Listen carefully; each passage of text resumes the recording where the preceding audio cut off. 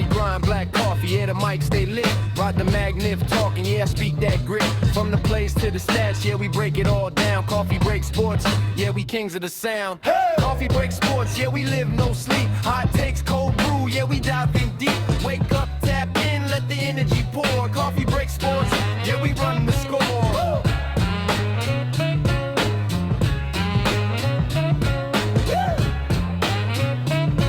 Coffee break sports, yeah, we run the score.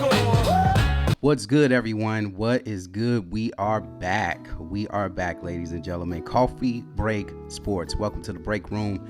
I am your sports barista, Rod the Magnificent, back with another episode, and I am right on time, fresh from vacation. I got my coffee, and I got some sports to talk about, ladies and gentlemen. The NBA Finals is right around the corner, but first, we're going to talk about the Western Conference Finals between the San Antonio Spurs and the Thunder. But before I get into all of that, hit all of those reminders on the side of me so you can get notified every time I post a new video, and share this with your loved ones because I'm sure they love to hear this podcast. Now, of course, this is the sister network of Coffee and Beats, and new episodes are out now, as you can see on the side of my screen. So go check those out. A few album reviews. I got a Mocha Melody series going on right now.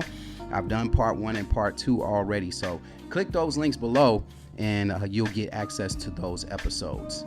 But enough of me rambling. Let's get right into what's happening here. We got the San Antonio Spurs, OKC Thunder. They played on November 30th, 2026. Peace out to May, as we are now in June of this recording. Game 7 between the league MVP, SGA, going up against the now Western Conference Finals MVP in Wemby. And boy, oh boy, this was a matchup for the ages. Now, I will say this. I'm going to be in the unpopular opinion category when it comes to this breakdown of this series, so feel free to attack me in the comments section. I don't care. I'm here for good educational conversation about sports. Okay, this is not coming from a fanboy perspective. All right, I'm not a fan of either one of these teams. I'm just watching it from just being a pure basketball fan. And I must say, after this victory, Wemby and his celebration, his authentic celebration, just really almost brought me to tears. I found myself getting emotional for him. I mean, he wanted this so bad. And I know people were saying, oh, he's celebrating like he won a championship. He still got to go to the finals. I get that. But you got to remember, this guy is a foreign player. And this is his first ever, Western Conference championship. And this means something. Your first means something. So for people to be like, oh, he need to act like he already been there, shut up. Okay, shut up. It doesn't matter. This is his first ever Western Conference victory. Like, give him his flowers. He beat the defending champions, ladies and gentlemen. He didn't just beat anybody. He didn't beat the Lakers or the Phoenix Suns, all right, or the Minnesota Timberwolves, teams that haven't won a championship in a while. He beat the OKC Thunder, a team that was looked at as one of the most complete teams in the NBA. And I'm going to get to OKC in a minute, but big shout out to Wemby. Also, I'd be remiss if I would say, man, big shout out to his supporting cast. Dylan Harper coming off the bench, putting up such a great performance. You had De'Aaron Fox, who to me was the biggest steal. Like, I'm still sitting there wondering, how did the Spurs end up with De'Aaron Fox? How did they end up with him? Because he was the cheat code to this series. I know he didn't have the best shooting series, but he came through in the clutch. He came through in Game 7. Game 7 is what matters most. And I know people are going to sit here and talk about refereeing and all this other stuff, because that's what the conversation was around, mainly favoring OKC. But if you look throughout this entire series, who the winner of each game, except for Game 7, and correct me in the comment section if I'm wrong, I think I scrolled through them already, but usually the winner had the free throw advantage. Now there was, I think game 5 was the game that most people were complaining about. I'm gonna look that up, but game 5 was the game that most people were complaining about. And if you look at the free throw difference, the Thunder had 38 free throws, but the San Antonio Spurs had 32. So I know a lot of people are just going off about refs and, you know, SGA's flopping and this, that, and the third, but let's just call a spade here. The team that you wanted, and I'm gonna say you because mostly everyone, except maybe if you're an OKC Thunder fan, you live in OKC, was rooting for the Spurs to win this series. And the narrative that I saw every time the Spurs won a game in this series, it was, you know, OKC getting what they deserve. And then when OKC wins a game, oh, the refs are helping them. And it's like, well, OKC's they're the defending champions for a reason. They're a really good team that can win some games. You expected the Spurs to come in here and sweep the Thunder? Like, come on, like let's be real here, all right? But that's besides the point. Let me get back to the Thunder and the Spurs and their victory again. Castle had after a very slow start to the series, he was turning the ball over left and right. He actually made up for all of his mistakes, played a wonderful series after that, played very exceptional defense on SGA throughout the series. Yeah, he had an excellent performance. He had 16 points, 7 of 15 shooting from the field. He didn't hit any threes, but he was a +1. Excellent performance. Again, De'Aaron Fox, 15 points, 6 of 12 shooting from the field. 3 3-pointers in this one. Dylan Harper, 12 points, efficient, 9+, 7 rebounds for a guard, right? And, emulating his dad, right? 2 3-pointers, a huge 3-pointer in that fourth quarter that kind of iced the game a little bit. But, if you want to also put together that block, also, if you want to add in that block that Cornette had of Hartenstein, that was the biggest play of the game that ended up locking up the victory for the Spurs. And I see a lot of people comparing that play to the LeBron block back in 2016. I thought that was pretty funny. A lot of jokes about that. Champagnie had an excellent game. He was to me, he was the dark horse of this series. I felt like Champagnie is very underrated on this team. He had 20 points, 6 of 11 shooting, 6 of 10. All his field goals were 3-pointers, okay? 6 of 10 from the field. The only field goal he took, he missed. And then Wemby. I'll be remiss without mentioning Wemby. He had 22 points along with 7 rebounds, 2 assists. Now, you might look at that line and say, well, why did he deserve the Rookie of the Year? I mean, not the Rookie of the Year, the MVP, the series MVP. Well, I mean, if you watch that game, he had people shook going to the basket. And this man had 5 fouls and people didn't want to attack him. That's how you basically control the tempo of the game defensively. And he did that defensively. He was amazing. And again, Vassell also was a big factor in this series. He can be erratic with his shooting sometimes, but, and he didn't have the greatest night shooting-wise, 4 of 14 from the field, 1 of 6 from 3, but he still was effective. He played effective defense throughout, and he was a very, very suitable piece to the Spurs. And then, again, I mentioned Champagnie, but, man, shout out to Keldon Johnson. Keldon Johnson, who won the 6th Man of the Year award, he was huge in this game. His defense, his presence on the offensive glass was huge. And offensive rebounding wise, this is what won the game for the Spurs. I felt that throughout this series, the reason why the Spurs were struggling and ended up being down 3-2 was because they wasn't attacking the offensive glass. They wasn't attacking the offensive glass. They were getting beat off the loose balls and things of that nature, Pauls. But again, you have offensive rebounding, 15 advantage Spurs to 10 for the Thunder. 40 rebounds total. Now they only out rebounded the Thunder by 2. Thunder had 38 rebounds total, 9 steals. They were about even. Thunder had more blocks. The turnovers, actually the Thunder had way more turnovers than the Spurs up until the fourth quarter. So, the Spurs kind of got a little bit out of control towards the end of that game, which led them to 12 turnovers.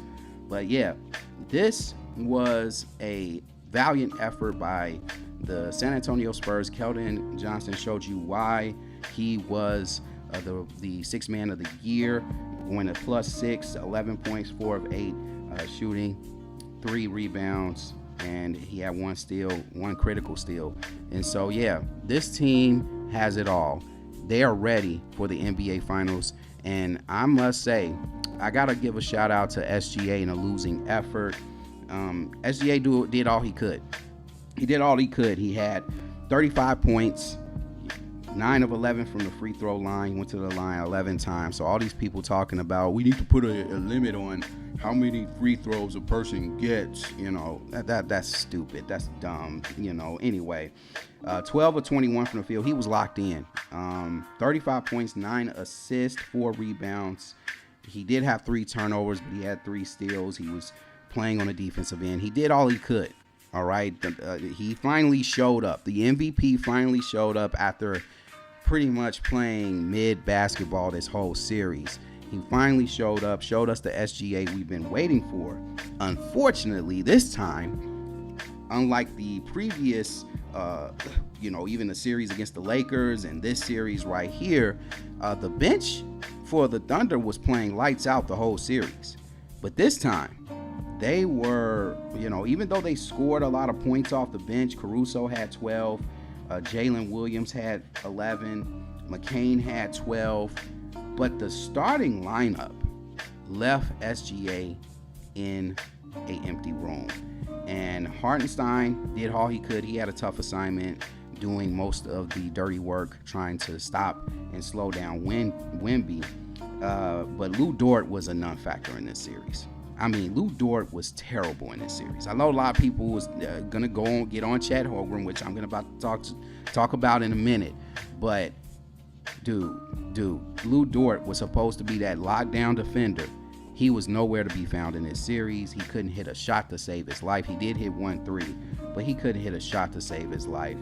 And Cason Wallace was really good. I felt like they went away from him towards the end of that game. I thought, it's like this man hit like 4 3-pointers in the fourth quarter. It's like, keep giving this man the rock.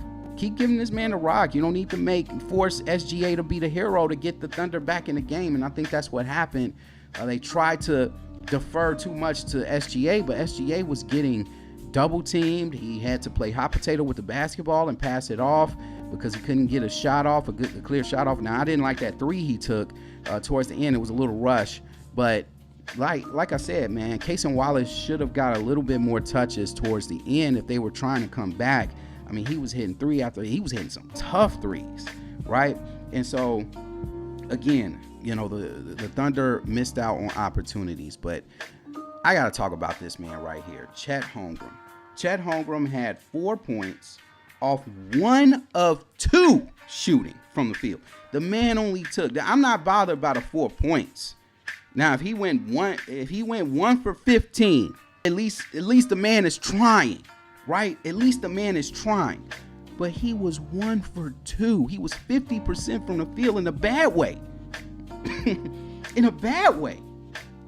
Like, this man was afraid. I mean, as soon as Wemby dunked on this man, 2-hand dunked on this man in the beginning of the game, Wemby set the tone and said, listen, you are not about to beat me in this game 7. And I'm going to start off by dunking on you. And from that point on, Chet Holmgrem disappeared. Now, here's the crazy part. I know everybody's going around saying they need to trade Chet Holmgrem. I have an unpopular opinion about that, but I'll get to that in a minute. Holmgrem, 4 points, 4 rebounds, 2 steals. He had 2 blocks. He had 2 personal fouls. Now, I'm not saying you got to foul, right? But, usually when a person is fouling a lot, they're trying, they're giving effort, but their timing is just off, right? He's not even drawing unnecessary fouls. He just took himself completely out of this game. This man went from dominating in the series against the Phoenix Suns and then dominating DeAndre Ayton in the Lakers series, and then he goes up against Wemby and lays an egg. He lays an egg, and it's terrible.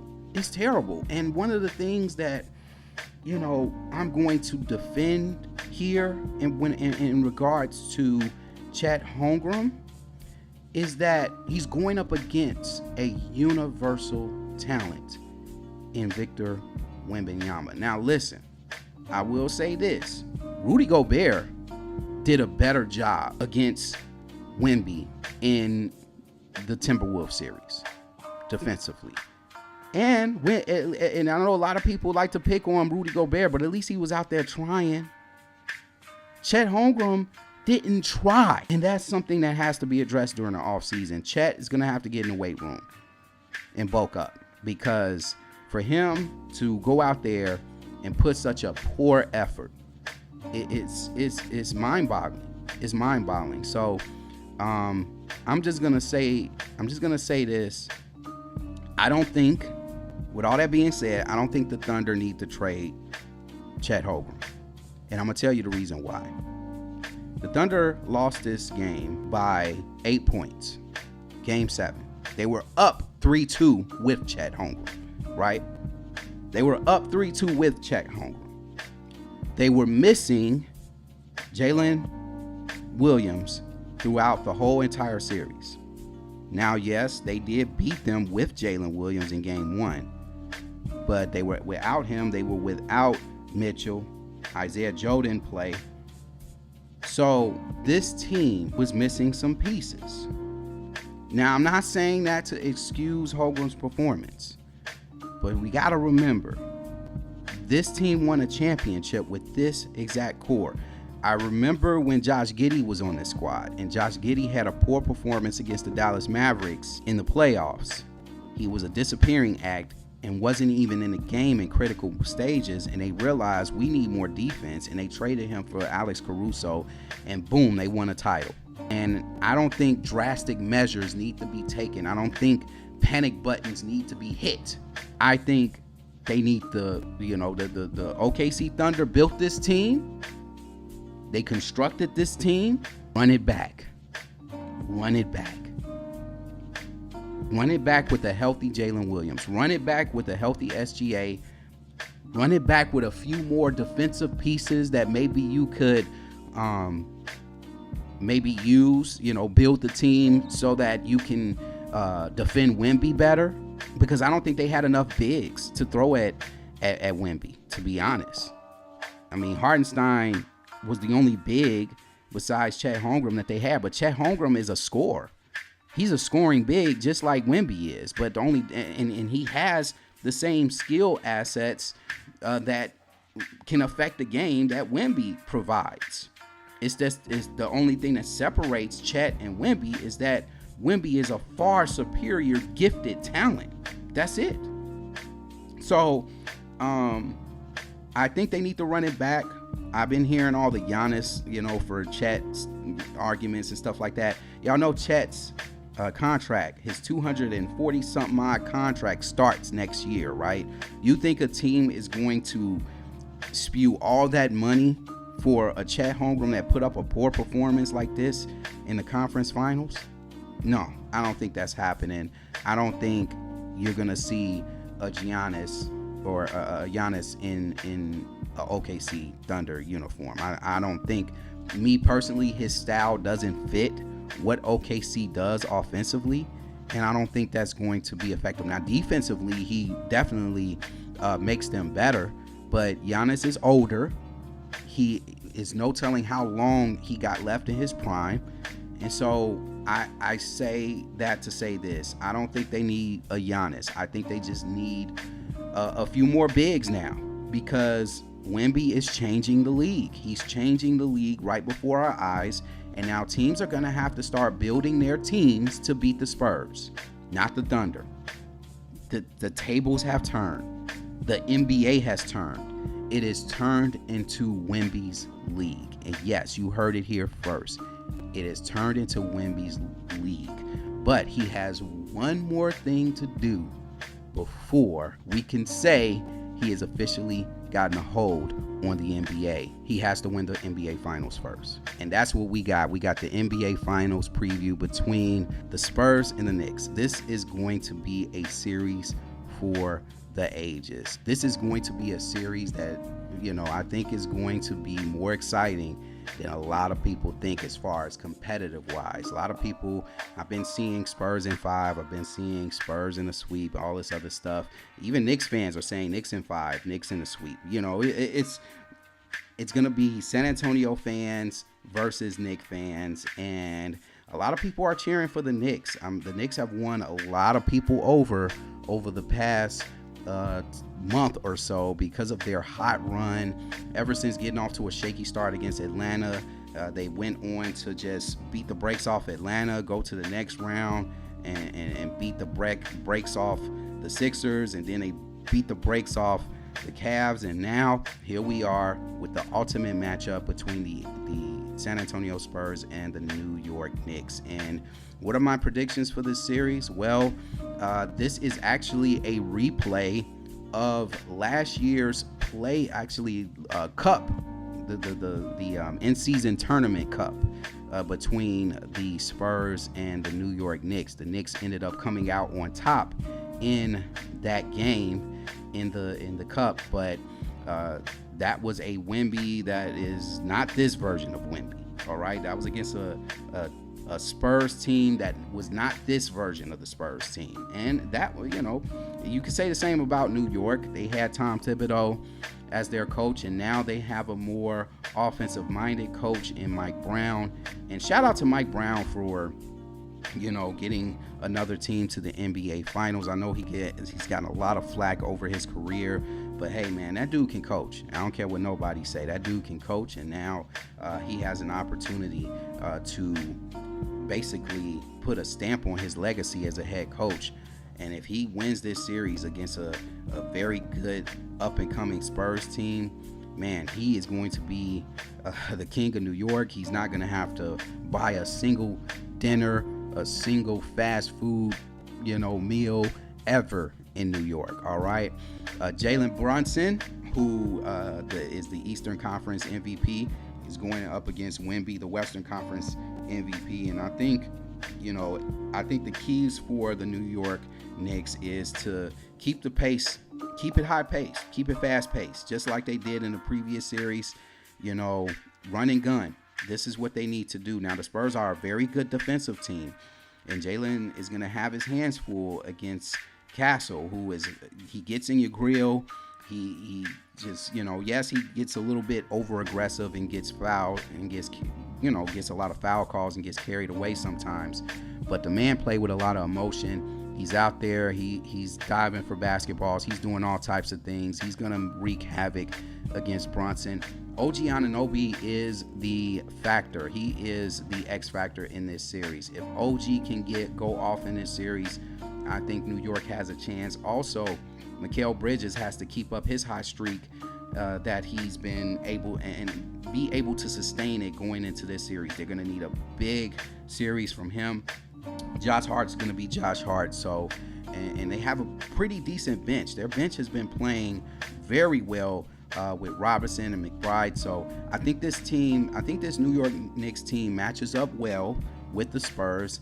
Karl Anthony Towns, who is a perimeter big, he's been handling the rock a lot more for the Knicks, something he wasn't doing when Tom Thibodeau was coaching them. And so, Wemby's going to have a task here defensively. He's going to have to guard Cat sometimes on the perimeter. And then the Knicks have Robinson, who they can throw at Wemby, who can kind of roughen him up a little bit, similar to Hartenstein. And so we'll see what happens. But I think the Spurs have the weapons. I think this is a much more even series than a lot of people think it is.